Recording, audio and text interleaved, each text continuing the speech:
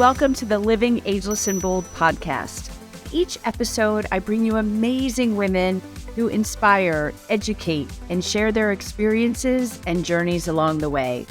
So grab a glass of wine or a cup of coffee, find a cozy spot, and let's relax and have some fun hearing what can be accomplished after 55. Hey, everybody. All right, get ready. This one is going to test your mental toughness. And our next guest, Leah Jantzen, is not quite over 55. She is over 50, but she is such a badass. I had to have her on. So I'm going to bring you on first, Leah, and then I'm going to read some stats about you. So welcome. Thank you. Thank you, Christina. I'm really excited to be here. All right. So you are a peak performance coach. You are a triathlete. You are an author, you are a speaker, but I have to read this because you blew me away on this. Yeah. So if you think that there are things still left to accomplish, let's put some of these on our list. 13-time marathon finisher, including 4 times at the Boston Marathon, with a personal record of 3 hours, 17 minutes, and 57 seconds. 3-time Ironman finisher. She placed second in the Ironman Chattanooga, which gave her a slot to race in Kona, Hawaii in October 2022. So that's late 40s. She's doing this. 6-time half Ironman finisher, including a podium finish in Maine, 70.3 qualifying her to race in the Ironman Worlds in Finland. And a 50K USATF National Championship top 10 finish with a time of 4 hours, 5 minutes, and 52 seconds. So if there's anybody that I've interviewed that is going to help us with achieving our goals, it is you. So thank you for joining us. Thank you for having me. To hear those numbers, it sounds crazy. It's been... Well, you should be incredibly proud of yourself. And I have to tell everybody listening, because I laughed so hard when we met, we were having a conversation and she's like, Leah said, yeah, I just run 50 miles for fun. Not 15 miles, you guys, 50. So I want to go back.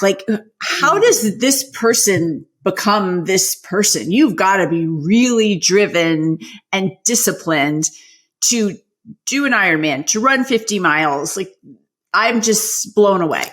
Yeah, you do. Yes, those things are all true. But I'm here to say I wasn't always this way. I wasn't this disciplined and driven when I was a kid. I was an athlete, but I didn't run. I didn't do these endurance sports. I was a tennis player and a volleyball player and softball, basketball. I did all these sports and they came relatively easy to me. And then I got burnt out. I didn't want to play college sports. I didn't want to do anything.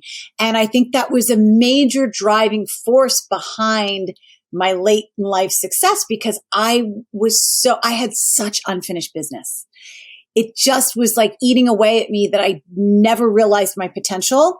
So again, hindsight is 20/20 and maturity is a beautiful thing.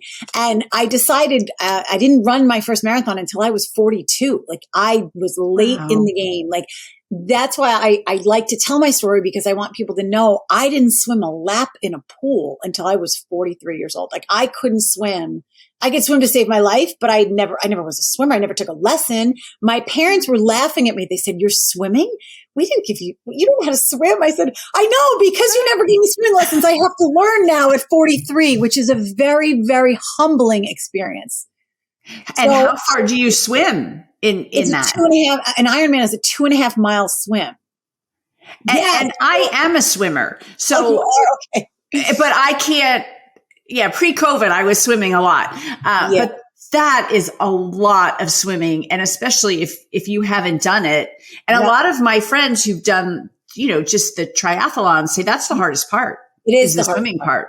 The swimming part is very intimidating. And again, you're in open water, which is, again, it's daunting. It's not like you're in a pool where it's controlled. You're in open water with animals and waves and other people. So but I think that's the best part of the story is, it's never too late to try something new. It's never too late to be really bad at something and to learn it. Because we go through life, we're in school, we learn new things, we get rewarded, great job, learn something new.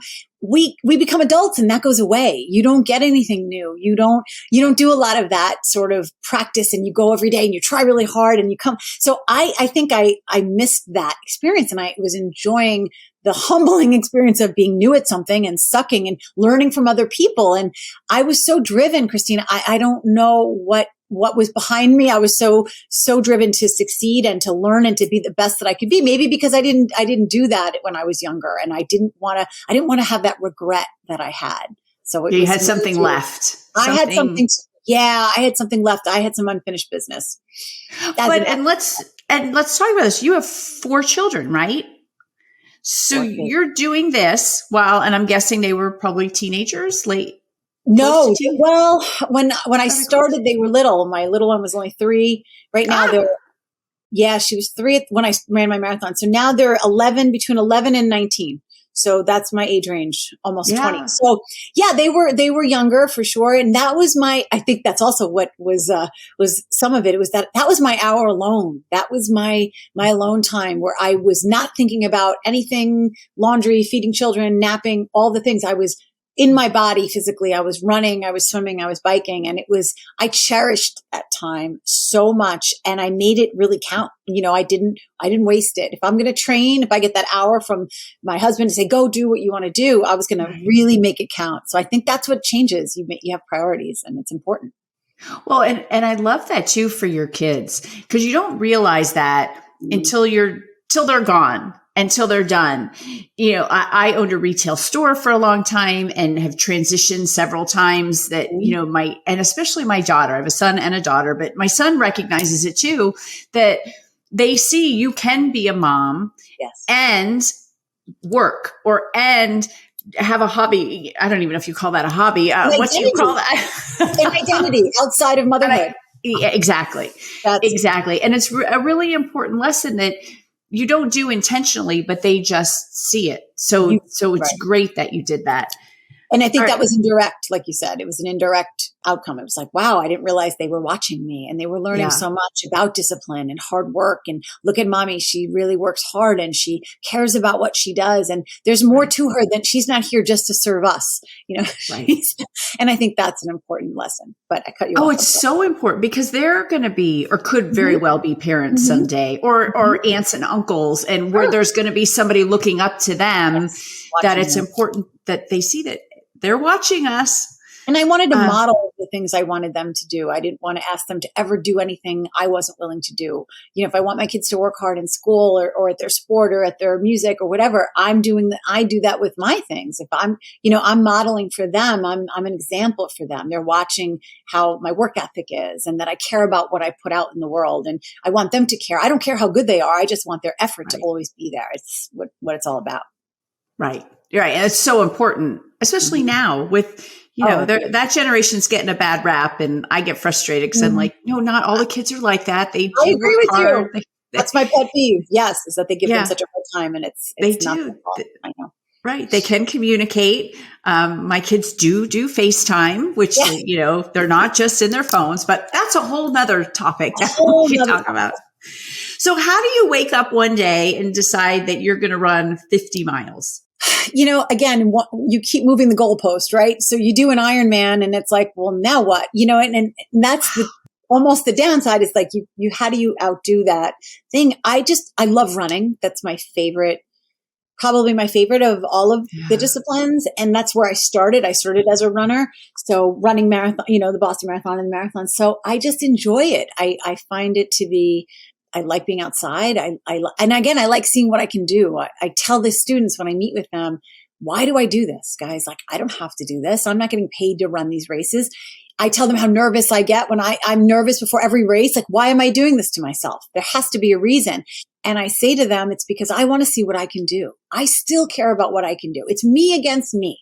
I don't care. I'm not competing with anyone. It's what am I capable of on that day? How good can I be if I work hard and I pay attention and I take care of myself? I sleep right and I eat right. And what can I do physically? Like, who knows? And there's something really exciting about putting yourself on the hook once in a while and getting to that start line. Because Christina, I don't care how old you are, 55, 25, 15, I'm a nervous wreck before a race. I care that much. And again, nothing's riding on it. I'm not getting paid to do it. It's not my livelihood, but I care about what I put out in the world. And I want everyone to have that same feeling about what they give, what they do.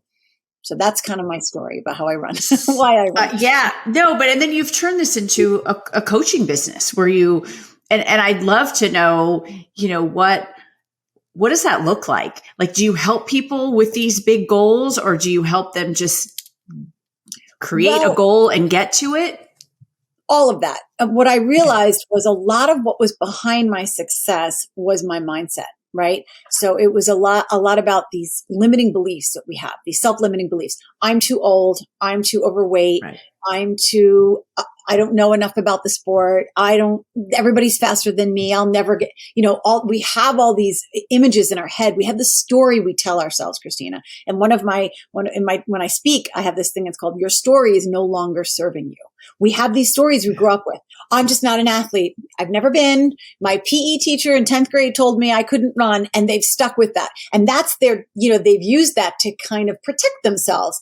And I'm here to say that story doesn't serve you anymore. You don't need to get out of PE class, like whatever it was so change the story.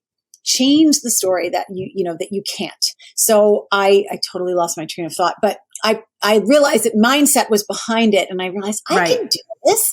I've never swam, but that's okay. I can learn. And so I started to teach people how to set goals and almost be disciplined and find their why. A lot of people don't know why they do. You have to be so, like you asked me before, how are you driven? What gets, discipline? Motivation lasts about 2 minutes.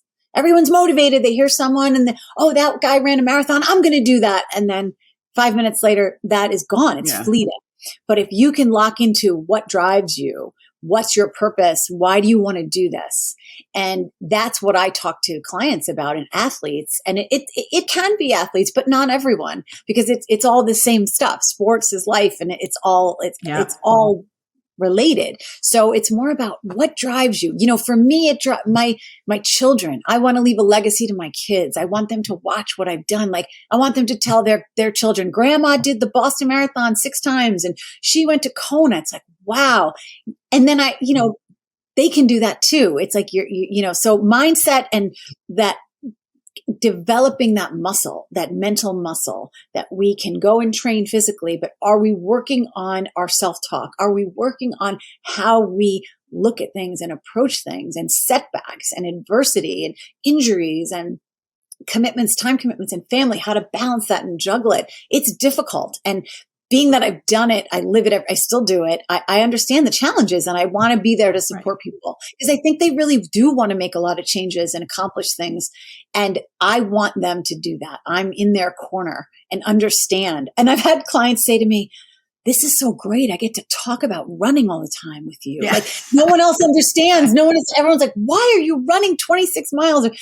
I get it. I get why they do what they do. And I love supporting my clients in that way. Well, it something you brought up too is, circumstance. So when I grew up, my parents were divorced. I was a latchkey kid from 9 years old on. And now I'm really healthy and I work out a lot. And my best friend growing up, she's like, oh my God, you might have been a really good athlete, but I didn't have the means to go. I couldn't play youth sports because I couldn't get there. My mom worked several jobs, actually. So those opportunities weren't there. So who knows? So I grew up my whole life thinking, oh my God, I'm so not athletic. I will say I'm still not coordinated. I've worked on that, but that's not getting me too far. But I do and I enjoy exercise. I do it every day. It's in my calendar. It's a part of my life that I love. But if you had said to me in my 20s that I was going to have a health shift and do something like that. So you're right. It is mindset. It's like, okay, I can do this. I go 8 miles every single day. It's nothing now, but it's a lot, and I love it. And it's my brain power. It's like you said. And if I don't go, I'm like, oh my gosh, I didn't go today. But knowing that you can do anything at any time in your life when you're ready to make a change, and you can learn anything. If you can learn to swim, that's tough in your 40s. That was the challenge. I'm not going to lie. I remember the first time I went into the pool, I went to a clinic, and I'd never I'd never swam laps in a pool. Like, no. So I show up, and they put me in lane 1. There were 8 lanes. You could appreciate this, Christina, as a swimmer. There were all these lanes, and the fastest swimmers were in lane 8 or lane 5 or lane 6. It doesn't matter for the story. And I was like, wow, look at them go. They were so good. And I'm in lane 1 with a swim cap on. I didn't even know anything. And they had us putting our face in the water, blowing bubbles. Like literally, okay, everybody, but that's how elementary I started. And 3 years later, I was swimming 2.5 miles in Hawaii at the World Championships. It's insane. But I want everyone just to think about that for a second, because 43 years old, you're doing bubbles in the water because you don't know how to swim yet. And 3 years later, and you're not in a pool, you're in an ocean, like open water. That's wow. That's wow. And whether you're 50 or 40, that's wow. It's no matter congratulations. Thank you. Huge. That was a big, and what everyone used to say, you should do triathlon. And I used to go, I am a land girl. Like, don't put me, I don't like the water, Christina. Right. I would go to the beach and I don't go in the water. Right. I don't even like it, but give me a purpose, right? Think about it. If now I had purpose, the gun goes off, the cannon goes off, and I am in it. So it's interesting when you really lock into something you want, or you have that purpose, you're driven to learn it. I was going at the pool. I would go at night when my kids were sleeping. I would go to the pool in the middle of winter with my stuff on and work on my swim. So, what people don't see is that they see, wow, she must be such a great athlete. And don't get me wrong, I am an athlete. Like I'm pretty coordinated. So it did come more easily to me than many people, but make no mistake how hard I worked, Christina, at swimming. I watched videos and I worked at it. Like, but you can do that at 45, 44, 45, 43. Right. Like it's kind of cool. Like we have a lot of life left. Like it's exciting. I never knew it was possible. And that's what we talk about on this podcast a lot, because a lot of people are having second chapters, third chapters, reinventions in their 50s, and they're still young and they're healthy. I can't tell you how many women I've interviewed in their 60s who are starting new chapters. I even have one, I think she's in her 80s, late 70s, early 80s, whole new chapter. So truly anything is possible with the right mindset. So give us some tips from, like your coaching that you do, but what are some things to really help adjust? Because I do think we're creatures of habit too. And we've been told the same thing, or we believe the same thing for so many years that how do we break that and come up with new exciting goals? We have to deprogram ourselves somewhat, like to what you're saying. We have to unlearn a lot of things that are habitual. They're messaging that's been sent to us for years and years and years. And a lot of it is, you're 50, you're this. It's like, oh, it's kind of, you're on the back nine, or you're going to fade into the woodwork kind of thing. And I am like, I'm just getting warmed up because I feel like I've never been as confident as I am. And what I teach people is like, they always say, oh, I wish I was further along. That's what I get a lot. Like, I'm only here. And I always remind them how you don't realize you're in it. When you look back, you're going to say, wow, I was further along than I thought I was. So try not to look at it as what you haven't done, but what you have done. And this is something I have to say to myself as well. Like, I'm doing the thing. You're doing the thing, whatever it is that you wish you were here or this far along. Right. Social media gives us this, oh, look at her. She's doing this. She's doing that. And I'm only here. It's like, no, you're in it too. We're all in it. There's a big continuum, and there's Oprah at one end, and then there's the person that just signed up their LLC, or whatever. We're all in it. And you're just at one point, and that woman is somewhere else. And we have to almost appreciate what we've already accomplished. But you have to say that to yourself every day. That has to be part of the self-talk reminders that you have. I'm in it, and just chip away. Like when I have to do 100-mile bike rides and 20-mile runs, and it's 1 mile at a time, right? Yeah. So it's just one day at a time, chip away at it and try and be as present as possible. That's what I teach people. Don't look at what you haven't done. Be in the moment, appreciate what you have, and just keep moving. Just keep moving. When I'm running, I just say, Leah, just keep moving. It doesn't matter how fast you go, just keep going. And that's what just so dead on with that. And when I work with clients who haven't really started, for example, social media, and they're like, oh, but I have 0 followers. And I said, everybody has 0 followers when they start. It takes, other than Jennifer Aniston, who had got 1 million in a night. Other than that, most of us are at 0, and it's a slow crawl to get where you're going and to realize exactly that you're not alone. That, right. Oprah's here. Just, I'm just starting my podcast. Who knows where I'll be in 10 years. Exactly. But you're right. Just to set realistic goals for yourself and expectations. Right. Manage your expectations, really manage them, and and we should be better at that as women now who are more mature and okay, I have to say to myself, because I'm a competitive person. Listen, I want to do well, and I'm put a lot of pressure on myself, but I have to say, Leah, you're just, I'm just starting a new venture now with working with student athletes. And I find myself going, oh my gosh, I could be speaking here and there. And I have to just say, one thing at a time. Don't rush the process. It will all unfold the way it's supposed to. And you're exactly where you need to be right now. And I want to talk about what you're doing, because it is amazing. And you have just started this post 50, and it's so important, such an important topic. So let's talk about how you got into it and what you're doing. Yeah. So I've been a guidance counselor for 20 plus years, and I love my work, and I'm obviously an athlete. So I have that component. All 4 of my kids play sports. So I'm a sports mom. And then couple that with, I'm a volleyball coach. I was coaching the varsity volleyball team at my school. So I took all these things and I started teaching my team mindset work and self-care and how to, self-talk and all of those things that I do for me as myself as an athlete, because it helped me. And I said, this really should be, all athletes should get access to this, because again, as a guidance counselor in the building, I understand the stressors and pressures they have, their grades, their courses, their SATs, the college. It's a lot. So I started incorporating that into my work as a coach. And I said, why don't all kids have this kind of support? So I brought it, I wrote a proposal, I brought it to my school district, and they loved it. And they said, run with it. So as far as I know, I'm the only mental health and performance coach for student athletes in a high school in the country. I don't know of anyone else who is doing the work. They do it privately. There are people who work with athletes privately, but I work in my school district every day after school. I meet with the teams. I talk with the kids. I go to their games. I support them. I have an Instagram account where I interact with them.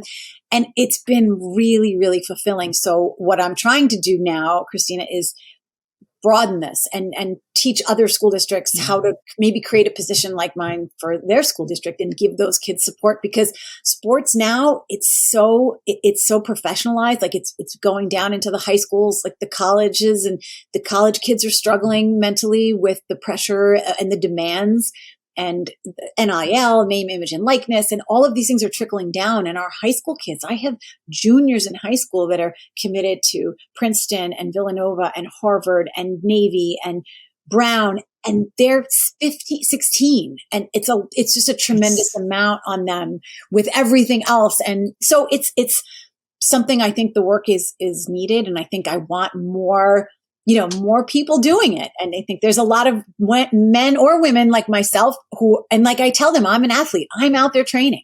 I show them, I go running and I take a picture and I'm like, I'm doing the work just like you guys. I'm in it with you. I know the struggles. So I'm trying to really, use my own experiences as an athlete to help understand them and support them. And I think we can get these in all high schools across America. I think it's brilliant. I've made some introductions for you too, because I so see the value. But 99.9% of the school districts don't have this. You've just started it. What can we do as parents, as grandparents, as aunts and uncles, friends, and it's not just student athletes, but you're very focused on that because you are an athlete, but there's so much pressure on these kids. What are some signs to look for at home, and what are some things we could do to ease that when they do come home, to relieve that pressure from them so they're not in this constant state of, oh my gosh, oh my gosh, oh my gosh. Like it's just too overwhelming. It's an overwhelm. I think that I'm so glad you asked this question, because I think a lot of parents want to ask them a lot of questions. What's going on? Did you do this? Did you do that? Did you do this? What's going on with that? Did you hear from this coach? They're bombarding them when they walk in the door. And it's like, I have this presentation I do called the car ride home.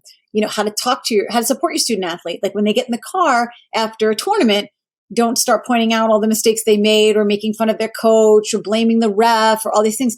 Just let them come to you.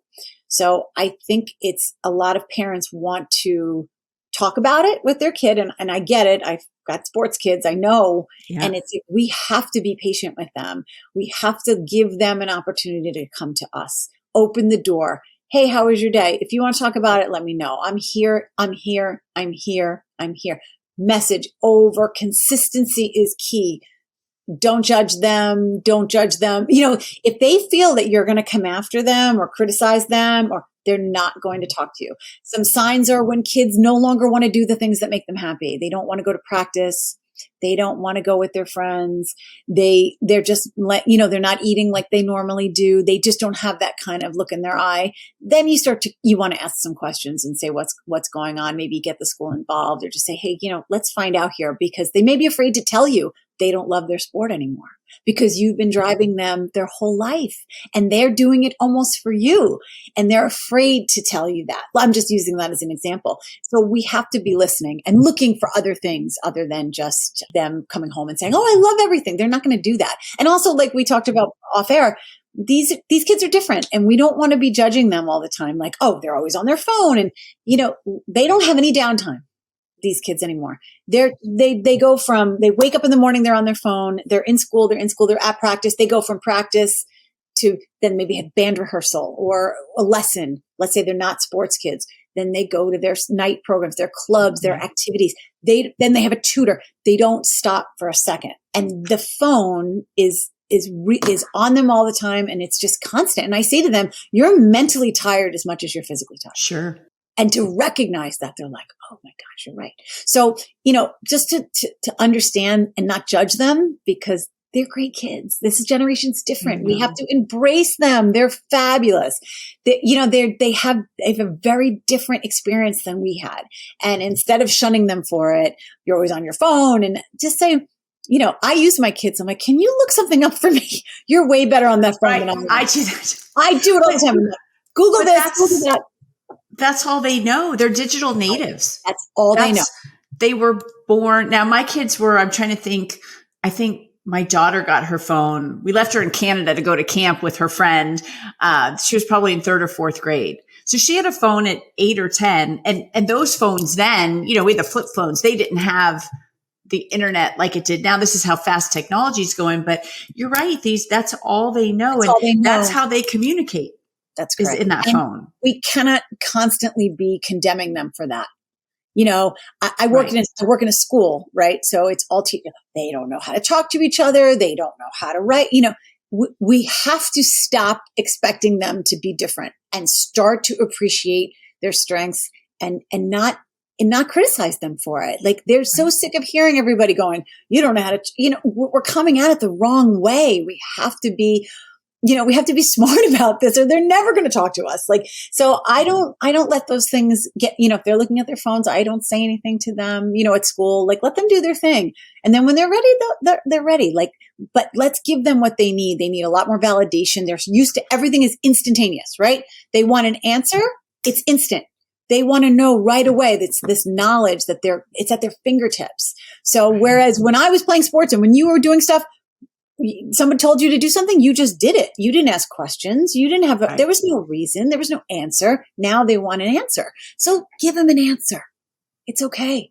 Give them the answer. If they ask you, well, why do we need to do this in math class? Well, this is why, because, well, what's wrong with that? Instead of saying we didn't have to tell, when I was asked to do something, I just did it. But, it seems so obvious, Christina, but it's amazing how people are so resistant to these teenagers and they blame them. And it's like my pet peeve, like, let's stop blaming them. Let's love them. They're awesome and they're the future and they're brilliant and beautiful and smart, but we have to understand them a little bit better and be a little bit more patient and they'll come to us. I've seen it. I agree with you. And I keep saying with my kids, like we love doing stuff with our kids and their friends. The kids keep me young. Yeah. I love being around them. I love to hear everything they have to say. I'm like a sponge with them. Not that I want to know what's going on in their world. Like it's not like I'm nosy Nelly. It's like, it's just so cool because you're right. It's so different than when I was that age. Yeah. And I'm just fascinated by the access that they have and what they know and how smart they are. And I constantly hire college kids from my alma mater because they are so smart. I'm like, teach me. Just this summer, teach me everything you know so I can learn and I can grow because you're so smart. Right. You're so much better at this than I am. Maybe I'm better at talking to other adults and communicating that way because that's how I know. And I can teach you that. I can help you do that if you need help with that. But I need your help with Canva. Right. I'm just not good at that, that technology stuff, but I'm more old school. But let's meet in the middle. Let's appreciate what their skills, their skill set is way different. That they're so fast. But everyone's so quick to judge and so quick to criticize. And I think we're losing our connection to them by doing that. And I want to shift that. And I love that. I love how you can tie in what you've done in your past and being an athlete and maybe helping them quantify goals. So it's not the pressure like, hey, let's just get here. Let's do this week and this week. And one little thing at a time. Okay. So what's next for you? Oh goodness. So what's next? I don't know. This is my latest and greatest new adventure. And again, like, it's so cool that we get to reinvent ourselves even, much later in life and to start a new endeavor. And that, even that takes courage, but I think I'm up for the challenge. I love a new challenge. I want to spread this message. I want to work with student athletes all over. I want to help school districts get this off the ground. I want to do more media and teach parents and anyone who has a teenager in their life how to work with that student, athlete, kid, whatever they are, and connect with them and be a role model. I look at some of the high school kids I work with, and again, in high school, you don't know how old someone is. Like, they probably don't understand how old I am, or it doesn't occur to them. I feel like saying I'm, your mom's age, but I just meet them where they are. And they, they're so great if you let them be them and it's amazing how much I have learned from them this year doing this role as this mental health and performance coach, and like teaching them how to talk to themselves, but also getting into a glimpse into their world a little bit and allowing them to open up to me and sort of they're encouraging me. They're like, this is great, Miss Jantzen, you got to do it.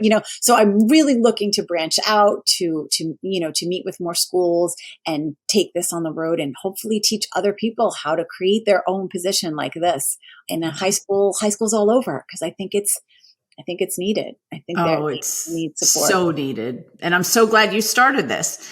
When we wrap up, I always ask the same two questions. I'm going to skip the one since you just turned 50.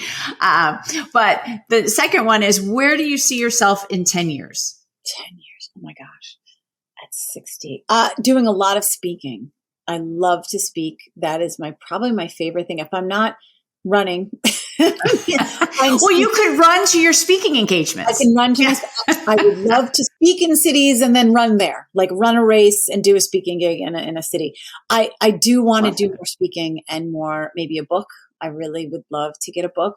That's sort of my vision, Christina. I think I can touch more lives that way and have a bigger impact, and hopefully have other people sort of working with me on that cause and sharing that message. But I want people to realize and recognize it's never too late to do something new and interesting. I'm doing this now at 50. Who knew?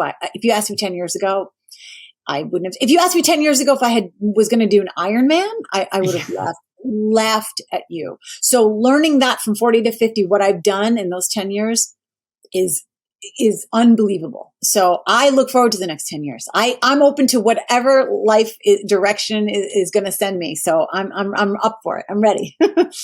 I see you doing a lot of amazing work. And like I said, this is so important. And I was so glad to have you on and share this. And I always say, if we can touch one life, we can help one person. If somebody's listening and hears you and is inspired and can help that one person in their life, we've done our job. Yep. So thank you so much, Leah, for joining us today. You were so welcome, Christina. This has been a treat, and thank you for having me. Good. Best of luck with everything. Thank you.